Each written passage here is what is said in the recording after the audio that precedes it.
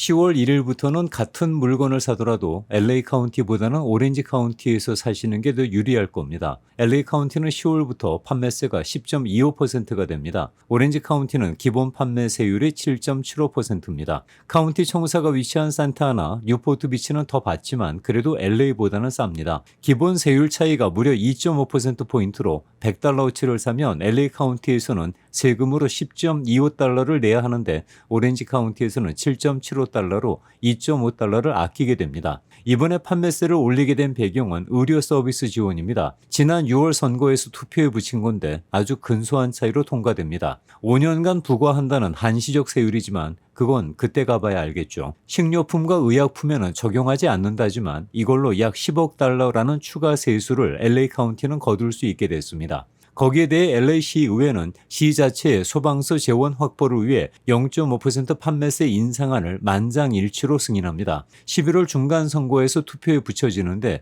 이게 통과되면 LA는 판매세가 10.75%가 되고 그때는 미 전국에서 가장 비싼 도시 중에 하나가 될 겁니다. 요즘 LA는 추가 세수 확보에 필사적이라는 느낌입니다. LA시에는 가로등이 약 22만여 개가 있습니다. 이 가로등의 약 10개 중 1개가 고장이거나 아예 꺼져 있는 상황입니다.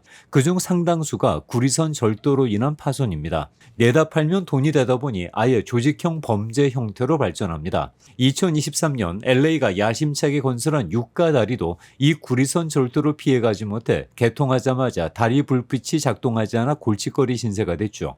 이런 식으로 훔쳐가는 구리선의 고철 가치는 파운드당 약 4에서 6달러에 거래된답니다. 그렇게 망가진 시설을 다시 복구하기 위해 들어가는 비용은 수백만 달러에 이릅니다. 그 재원 확보를 위해 부동산 소유주들을 대상으로 이 가로등 수리 보수 비용을 부과하려는 시도가 지난 6월 투표에 붙여집니다. 이 가로등 수리 비용은 원래도 주택을 보유하면 내야 하는 재산세에 포함되어 있었죠.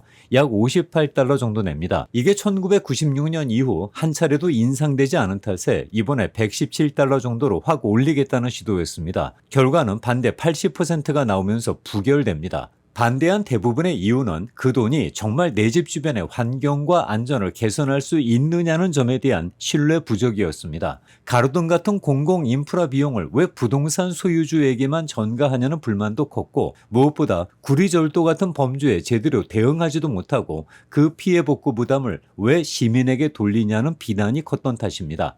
거기에 절도가 심한 곳, 노후 설비가 많은 곳, 신고가 밀린 곳에 돈이 우선 투입될 텐데 피해가 적은 동네 소유주까지 같은 방식으로 부담하는 것은 불공정하다는 입장이 강했습니다. 상황이 어떻든 그만큼 LA시가 재정적으로 압박을 받는다는 반증일 겁니다.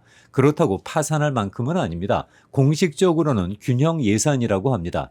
문제는 구조적으로 지출 압박이 세수 증가보다 커진다는 점입니다. LA시의 예산을 뒷받침하는 세수원은 재산세, 비즈니스세, 판매세 등입니다. 지출을 보면 인건비, 경찰 및 소방, 노숙자 대용, 인프라 수리비 같은 기본 서비스 비용이 계속 가중되고 있습니다. 여기에 LA시를 대상으로 한 소송 배상금도 장난 아닙니다. 이런 상황이다 보니 판매세를 계속 올리고 있고 가로등 수리 비용까지 전가하려다 주민들의 반대로 무산되어 버립니다. 2026년 비즈니스 하기에 좋은 줄을 조사한 결과에서 LA는 미국 100대 대도시 중 55위에 랭크됩니다. 중간보다 약간 낮은 정도 수준입니다. 문제는 비즈니스 코스트, 사업 비용이 86위로 하위권입니다. 시장 규모나 인력 수급은 괜찮지만 임대료, 인건비 그리고 세금 같은 부담이 크다는 겁니다. 이제 판매세도 오르고 자칫하면 11월 선거 이후 더 오를 수도 있고 그렇게 되면 손님이 체감하는 가격도 올라가게 될 겁니다. LA는 아직도 기회의 도시라지만 그 기회 대비 난이도 역시 참 높은 곳입니다. 오늘은 여기까지입니다. 감사합니다.